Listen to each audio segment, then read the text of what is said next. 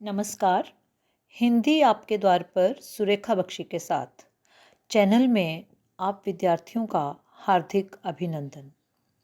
विद्यार्थियों, आज इस वीडियो में मैं कक्षा 12वीं हिंदी केंद्रित के पाठ्यक्रम में निर्धारित पुस्तक आरोह भाग 2 में संकलित काव्य पाठ उषा लेकर प्रस्तुत हूँ।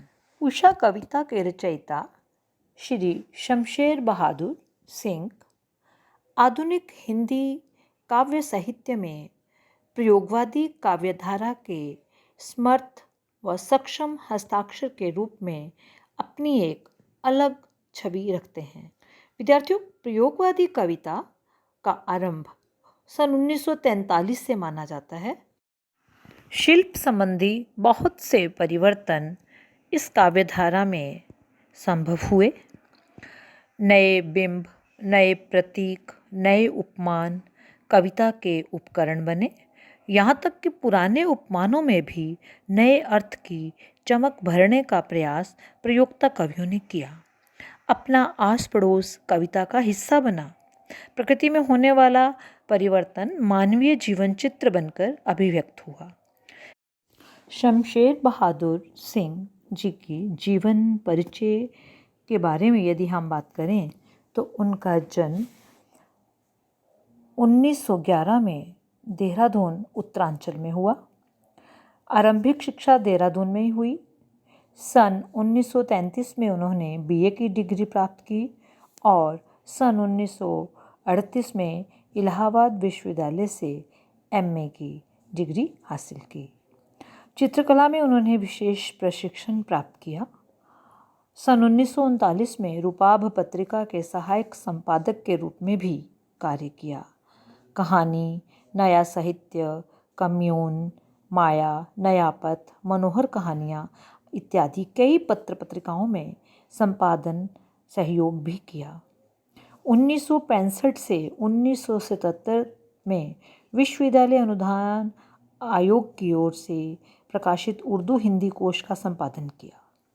सन 1981 से 85 तक विक्रम विश्वविद्यालय उज्जैन के प्रेमचंद सृजन पीठ के अध्यक्ष रहे। 1993 में उनका देहावसान हो। तो जीवन के इस काल में शमशेर बहादुर जी ने कई महत्वपूर्ण रचनाएं रची। उनकी प्रमुख कृतियाँ, कुछ कविताएं, कुछ और कविताएं, चुका भी हूँ मैं नहीं, इतने पास अपने, उदिता अभिव्यक्ति का संघर्ष, बात बोलेगी, काल तुझसे होड़ है मेरी। साहित्य के क्षेत्र में अपने अपूर्व योगदान के लिए उन्हें कई बार पुरस्कृत किया गया। सन 1977 में चुका भी हूँ मैं नहीं के लिए साहित्य अकादमी पुरस्कार एवं मध्य प्रदेश साहित्य परिषद के तुलसी पुरस्कार से सम्मानित किया गया। सन 1987 में मध्य प्रदेश सरकार द्वारा मैथिली शरण गुप्त पुरस्कार से सम्मानित भी किया गया। प्रयोगधर्मी कवि शमशेर की कविता के स्वर की यदि बात करें तो शमशेर बहादुर की कविता एक और साहित्य, चित्रकला और संगीत की संधि स्थली है, तो दूसरी ओर मूर्तता और अमूर्तता की तथा इंद्रिय और इंद्रियेतर की। विचारों के स्तर पर प्रगतिशील और शिल्प के स्तर पर प्रयोगधर्मी कवि शमशेर की पहचान एक ऐसे कवि के तौर पर भी है जिनकी कविताओं में बिंबों की प्रधानता है। उनके बिंब मानो बोलती हुई पेंटिंग्स हैं।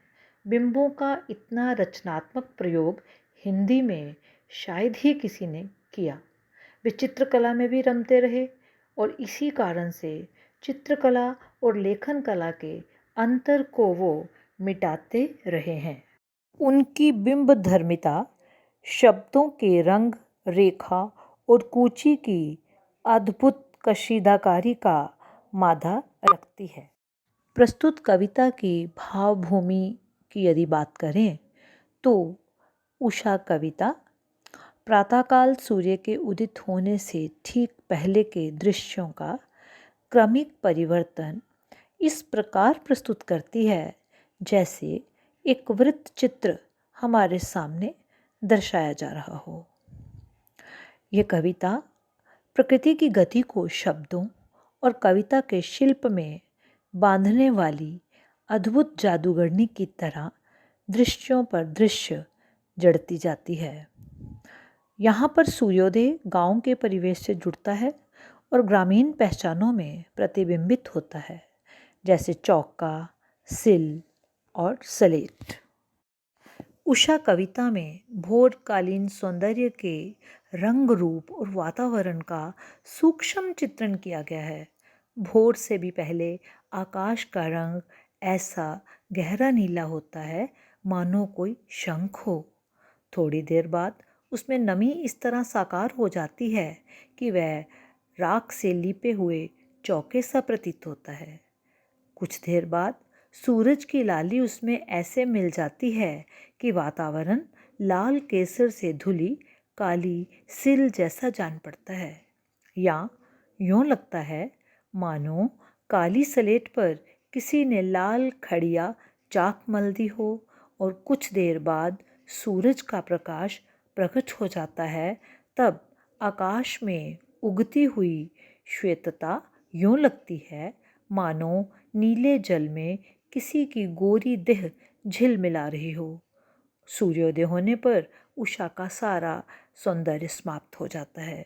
इस प्रकार उषा का सौंदर्य पल पल प्रतिपल बदलता रहता है।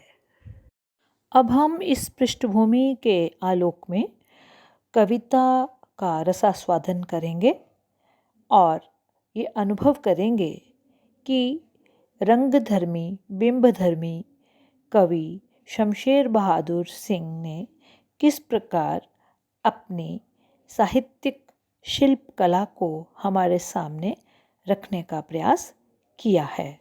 प्रात नभ था बहुत नीला, शंख जैसे भोर का नभ, राख से लीपा हुआ चौका अभी गीला पड़ा है। बहुत काली सिल जरा से लाल केसर सेक की जैसे धुल गई हो, सलेट पर या लाल खड़िया चाक मल दी हो किसी ने।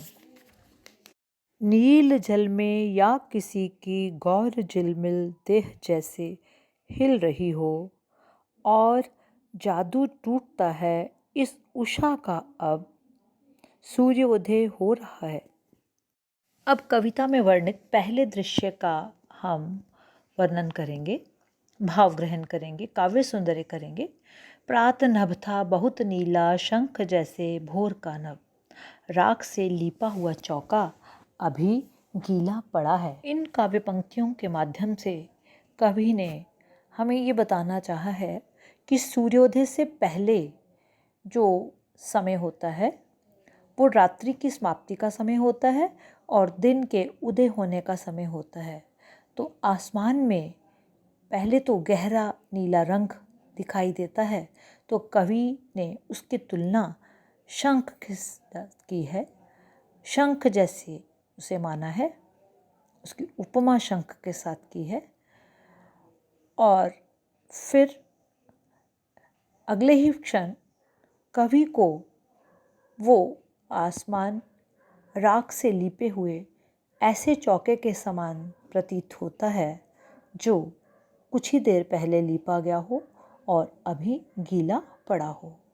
हमने शुरू से ही ये बात कही कि कवि ने इस कविता को ग्रामीण संदर्भों से जोड़ने का प्रयास किया है और आकाश में हो रहे परिवर्तनों को ग्रामीण उपमानों के ज़रिए प्रस्तुत करते हुए एक ऐसे गतिशील शब्द चित्र को प्रस्तुत किया है जो सुबह के साथ जुड़ा हुआ है। दिन निकलने से पहले रात की समाप्ति हो रही है और दिन अभी निकला नहीं है, उदय नहीं हुआ है सूर्य, तो उससे पहले आसमान में गहरा सलेटी रंग बन जाता है। आकाश की कालिमा और श्वेतिमा भरी झलक कवि को एक ऐसे चौके के समान प्रतीत होती है जो अभी गीला पड़ा है। गीलापन उस नमी का है जो वातावरण में विद्यमान रहती है। भाव पक्ष में कवि ने भोर का वातावरण अत्यंत सूक्ष्मता से प्रस्तुत किया है। सवेरे के समय वातावरण में गहरा नीला रंग होता है और इसे उभारने के लिए कवि ने शंख की सुंदर उपमा दी है। उससे भी सुंदर उपमा है राख से लीपा हुआ गीला चौका। ये बिंब भोरकालीन गहरे रंग और नमी को साकार करता है। कवि को वातावरण चित्रण में अद्भुत सफलता मिली है। चौके के कारण कवि प्रातःकालीन पवित्रता को भी उभार सका है। शिल्प सौंदर्य की बात करें तो सबसे पहले भाषा सहज तथा संस्कृतनिष्ठ हिंदी है।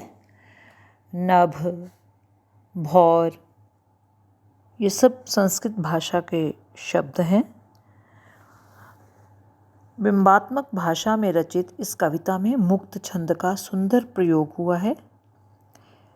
कवि ने लघु शब्दावलियों के साथ दृश्य शैली का भी प्रयोग किया है। प्रातःकाल के गहरे रंग एवं नमी को राख से लीपा हुआ चौका जैसे बिंब के माध्यम से साकार किया गया है। विभिन्न अलंकारों का सुंदर प्रयोग भी दृष्टव्य है। भोर का नभ में उत्प्रेक्षालंकार का प्रयोग हुआ है। राख से लीपा चौका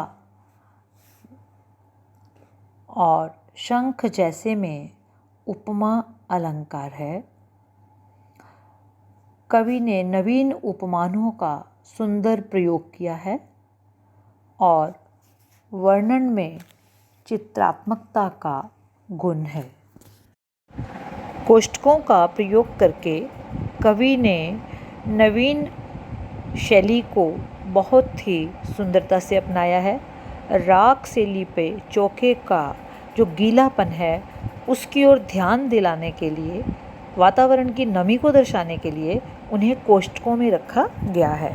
कविता के अगले दृश्य में बहुत काली सिल जरा से लाल केसर से कि जैसे धुल गई हो, स्लेट पर या लाल खड़िया चाक मल दी हो किसी ने। कवि आकाश में उषा के आगमन के कई बिंब बनाता हुआ बताता है कि उषा काल में ऐसा लगता है मानो आकाश रूपी काली सिल थोड़े से लाल केसर से धुल गई हो। वास्तव में यह सूर्योदय के पूर्व आकाश में फैलती हल्की लालिमा युक्त आभा का बिंब है, या किसी अबोध बालक ने काली स्लेट पर थोड़ी सी लाल खड़िया चाक से उल्टी सीधी रेखाएं खींच दी हों।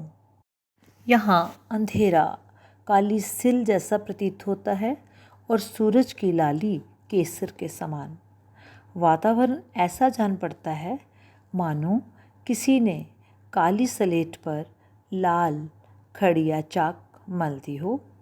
अंधेरा काली स्लेट के समान और सूरज की लाली खड़िया मिट्टी के समान।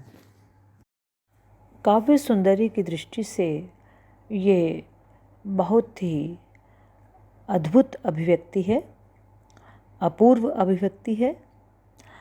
कारण क्या है कि रात की कालिमा और उसका गीलापन और सूरज की लालिमा के मिश्रण से बहुत ही सुंदर चित्र उकेरने का कवि ने प्रयास किया है। कवि ने कल्पना की है कि मानो रसोई में माँ ने सिलबट्टे को केसर से धो दिया हो या बच्चों ने अपनी स्लेट पर लाल रंग की खड़िया चाक मिट्टी मल दी हो। हम ये मानने को तैयार हैं कि ग्रामीण उपमानों का प्रयोग कर गांव की सुबह को गतिशील शब्द चित्र के माध्यम से सामने लाने का सुंदर प्रयास कवि ने यहाँ किया है। शिल्प की दृष्टि से ये बहुत ही मनोहारी चित्रण प्रस्तुत करने वाली है। भाषा शुद्ध साहित्यिक खड़ी बोली पर सहजता को समेटे हुए, भाषा में अत्यंत सरलता है और प्रवाहमयता है, बिंबात्मक भाषा है। देशज तथा तत्सम शब्दों का सुंदर समन्वय हुआ है। सिल, खड़िया, चाक इत्यादि शब्द ग्रामीण संदर्भों को साकार करने में सक्षम रहे हैं। गतिशील बिंबों का प्रयोग हुआ है। अलंकारों की दृष्टि से बहुत काली सिल जरा से लाल केसर से की जैसे धुल गई हो, या सलेट पर किसी ने लाल खड़िया चाक मल दी हो, इनमें उत्प्रेक्षा अलंकार का सुंदर निर्वाह हुआ है। काली सिल में ल की आवृत्ति होने से अंते अनुप्रास है। छंद की दृष्टि से यहाँ मुक्त छंद का प्रयोग हुआ है। नवीन उपमानों, बिंबों को, प्रतीकों को अपनाकर कवि ने अपने प्रयोग धर्मिता को, बिंब धर्मिता को सिद्ध करने में कोई कसर नहीं छोड़ी। नील जल में या किसी की गौर झिलमिल देह जैसे हिल रही हो, और जादू टूटता है इस उषा का अब सूर्योदय हो रहा है। आकाश में फैलते सूर्य के प्रकाश को देखकर कवि को यूँ महसूस होता है जैसे आकाश रूपी नीले जल में किसी युवती की गोरी देह झिलमिलाती हुई दिखाई दे रही हो। और सूर्योदय के बाद आकाश में सूर्य की तेज किरणें छिटक कर अपना प्रकाश बिखेर देती हैं, जिसके प्रभाव से आकाश का नीला रंग मिट जाता है, उसकी आर्द्रता शुष्क हो जाती है, सूख जाती है, और इस प्रकार उषा का जादू टूटने लगता है, उसका सम्मोहन समाप्त हो जाता है। काव्य सौंदर्य की दृष्टि से ये अंश बहुत ही सुंदर है। कवि ने सूर्योदय की बेला में उभरने वाली प्राकृतिक शोभा को बहुत सूक्ष्मता से अनुभव किया है। नीले जल में झिलमिलाती गोरी देह के उपमान से हमारी आंखों के सामने प्रातःकालीन सौंदर्य साकार होता है। ये कल्पना नवीन है, ताज़ा है। उषा का जादू टूटना भी पाठक की आंखों के सामने अनेक काल्पनिक चित्रों को साकार करता है। नील जल में हिल रही हो में उत्प्रेक्षा अलंकार है, और नील जल में ल की आवृत्ति से अनुप्रास अलंकार है। भाषा पहले की तरह ही शुद्ध साहित्यिक खड़ी बोली और चित्रात्मकता का गुण समेटे हुए, लघु शब्दावली, सरल सहज भावों को अभिव्यक्ति देने वाली और प्रातःकालीन दृश्य का मनमोहक चित्रण प्रस्तुत करने वाली। धन्यवाद। यदि आपको वीडियो पसंद आई हो तो लाइक ज़रूर कीजिएगा